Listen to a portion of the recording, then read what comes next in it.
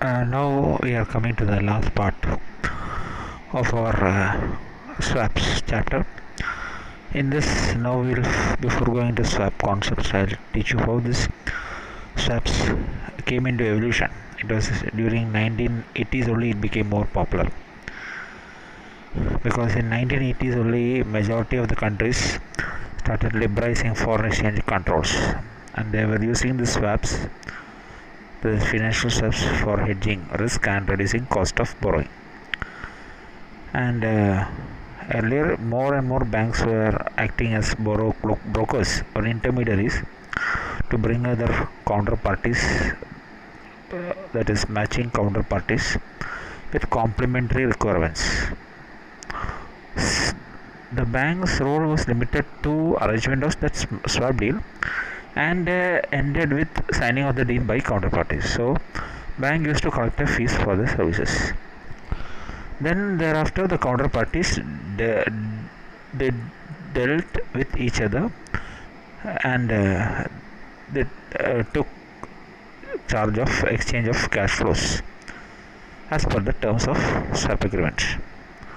However, there was so many risk arising from this contract, because anytime default from either party would exist. So in that sense, swaps became more popular, and thereafter, when banks began to act as market makers, they themselves entered uh, into counterparty position to make swap with a business firm who wants to make a interest rate swap or currency swap, and then the bank would find other parties with matching swapping needs and enter into swap deals with them. So in that case there will be two swaps. So that is what we have seen till now in most of the examples in interest rate swaps and currency swaps. And bank also used to make profit or spread from it.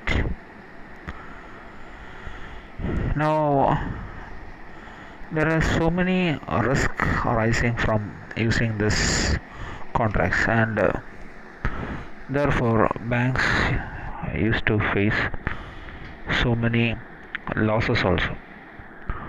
Now when it comes to history, it was the World Bank IBM currency swap in 1981 which gave a boost to the swap market. So in order to diversify its sources of funding, the World Bank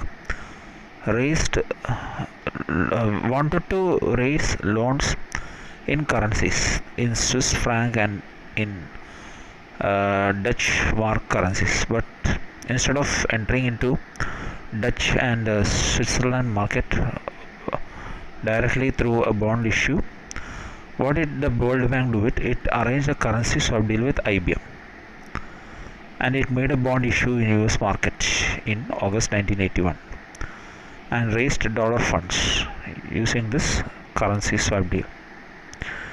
In India, interest rate swaps was the thing that came into first in 1990s, and it was more used in Indian money market. Then it was under the control of RBI. RBI had formulated guidelines for operationalizing interest rate swaps,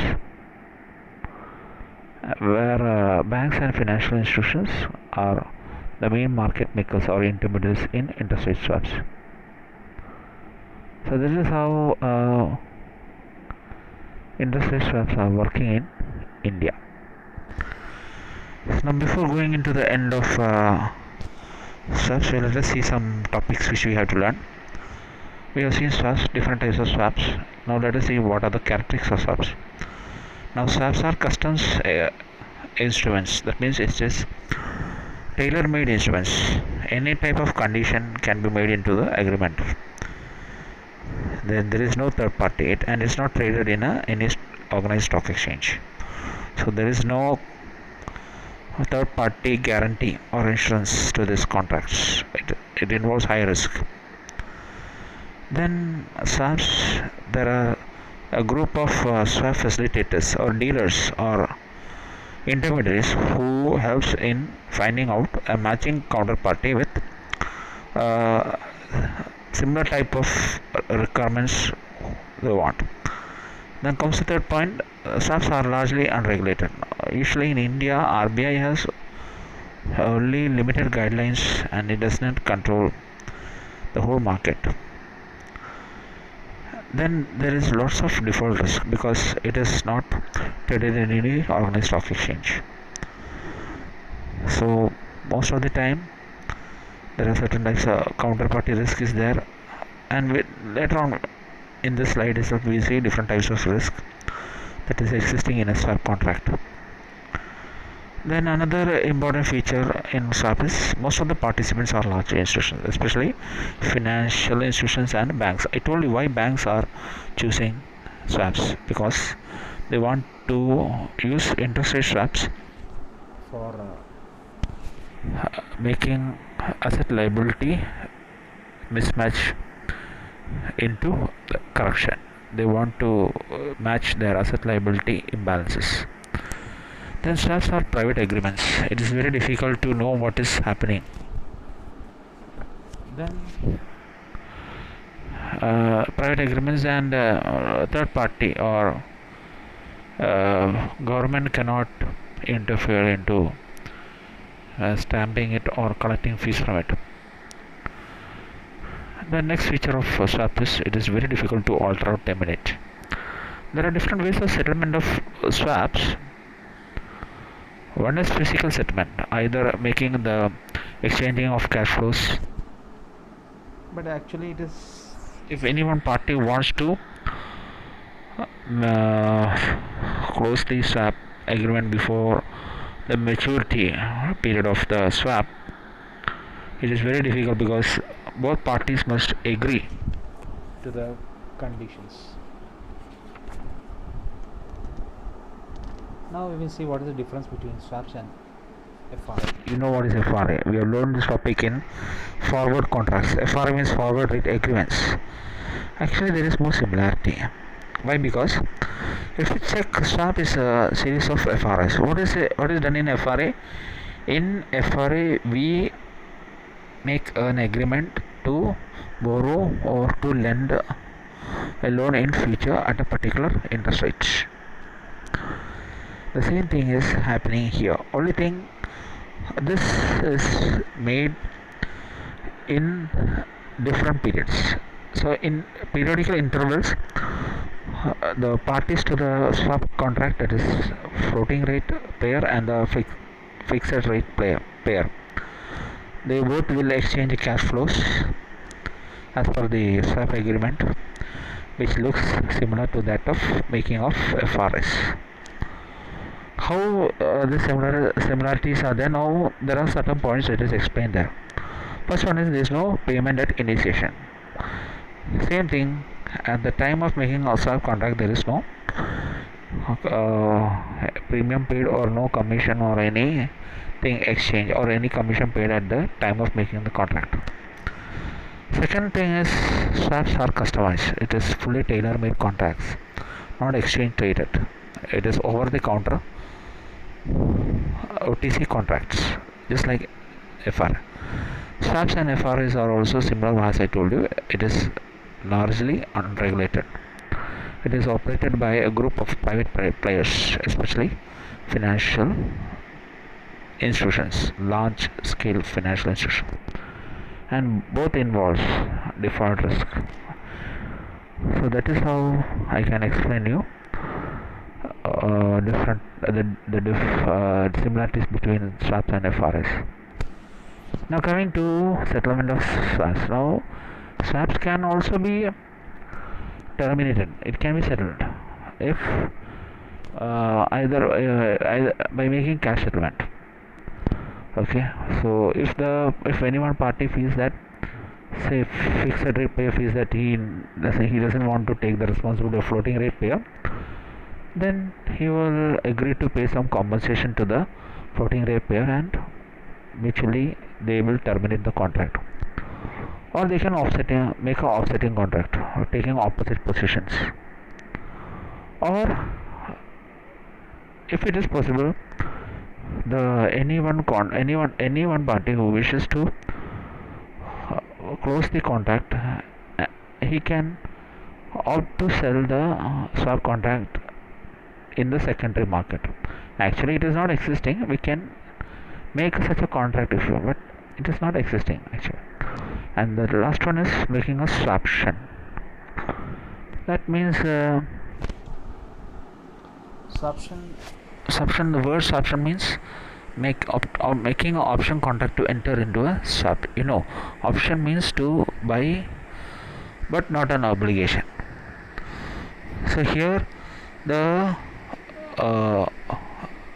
option contract is to make a swap contract in future, but it will be made according to the choice of the buyer of the option contract. If the buyer of the option contract feels that he doesn't want the swap contract, it is cancelled. So the premium paid in option contract only will be the loss to that buyer. If the buyer of the option contract feels that he wants the swap contract in future on that maturity date of the option contract, then he will enter into a option contract. So actually, what is option? It is a making of option contract to see that a swap contract exists on the maturity period of the option contract. So this is what is called swaptions. So you can say these are the different ways in which this is made. Then we will come to the next term, swap bank.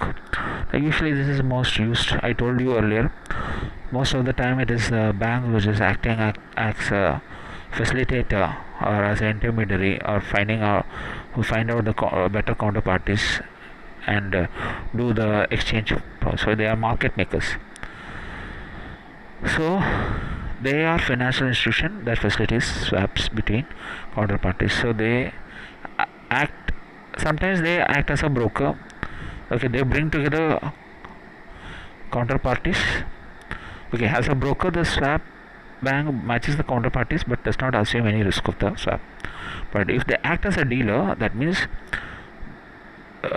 just like earlier I told, in an interest rate swap, the intermediary will make two contracts, one with the floating rate and another one with the fixed rate pair, and through the intermediary, the fixed rate pair and the floating rate pair will exchange their cash flows, and intermediary will make profit from it.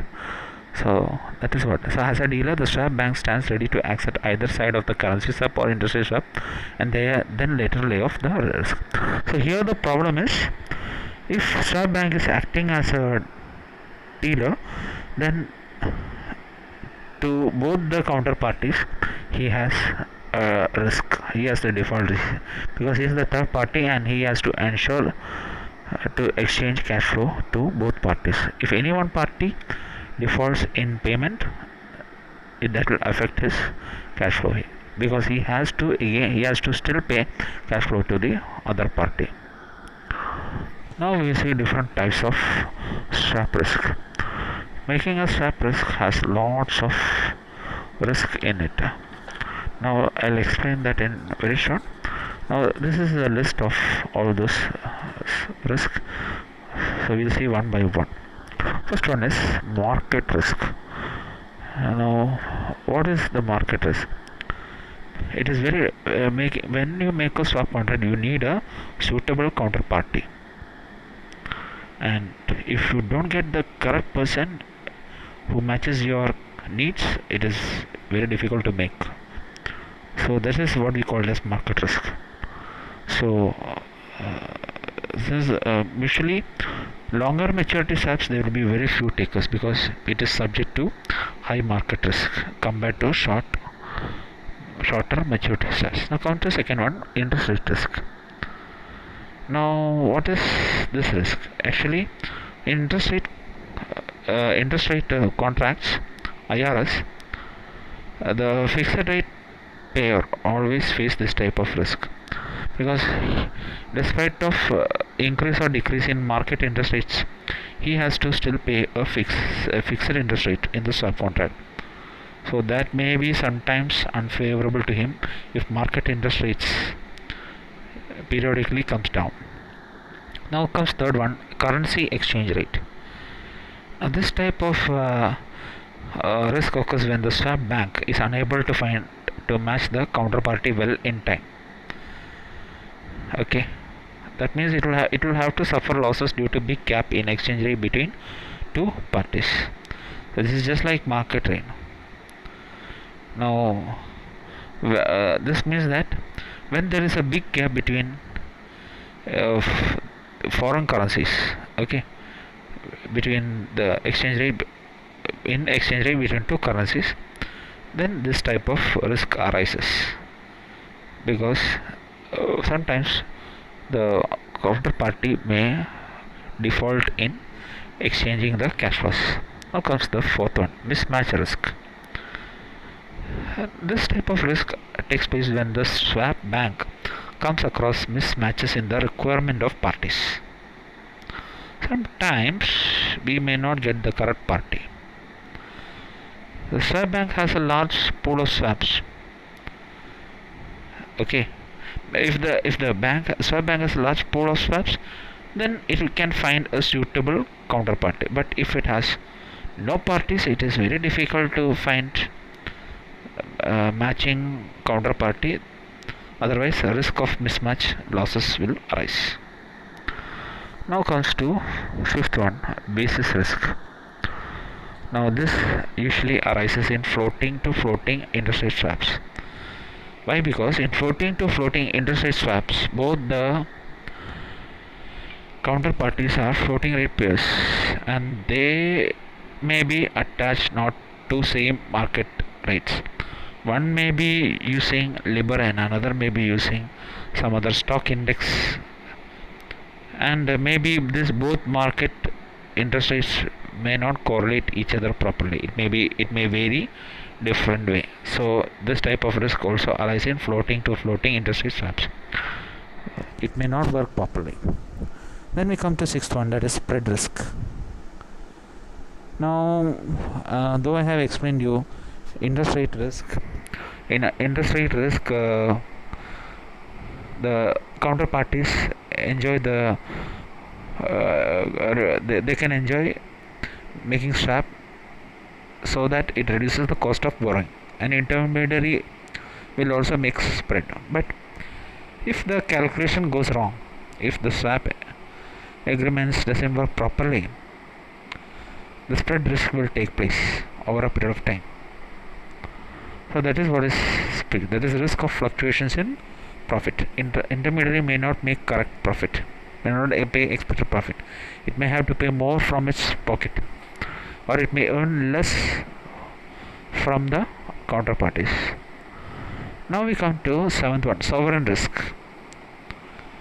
Now usually this is seen in developing or underdeveloped countries which are politically more unstable. Now this type of risk arise when the government make changes in principles or rules regarding currency deals. So this will affect the interest of counterparties to a swap contract. Now comes the eighth one, credit risk. Now this risk arises when any of the counterparty to the swap deal default on their payment obligations. This is the main type of risk which I have been telling you from the beginning. Now what happens when one counterparty to the swap contract defaults in payment? Then the middleman, the intermediary, has to pay to the other party from his own pocket. This risk along with market risk is known as default risk of the intermediary. So like that we come one more thing is there, that is settlement risk. Now when payment of currency swaps are made at different times of the trading day, mainly because of different settlement hours of token, there arises a settlement risk. Now imagine a currency risk is made. Now one current counterparty may be in India, another counterparty may be in America, and they may not be able to communicate the right hour, because trading hour in America is different from trading hour in India, especially foreign currency market. So that there may be a difficult to make settlement between those two parties, or to fix two conditions in the currency system. So it will be very difficult to for either parties to make payment to opposite parties. So in all other ways, currency swaps may not work out, for it may fail. So these are the different types of swap risk. Almost there are 9 risks that is existing in a swap contract. So by this we come to the end of swap contract. So in short, let me tell you what is swap contracts. These are nothing but over the counter OTC derivative products involving cash payment transfer between two counterparties with an intermediary bank in between, or with a swap facilitator or swap party in between. Mainly we can classify swaps into two: financial and commodity swaps. Financial swaps are classified as interest rate swaps and currency swaps. Interest rate swaps we call it as plain vanilla coupon swap. Okay, very interesting. You have to know that interest rate swap, the first interest rate swap was made between IBM and World Bank. I told you earlier, and it was done by famous American group called as Salomon Brothers. I told you in 1981.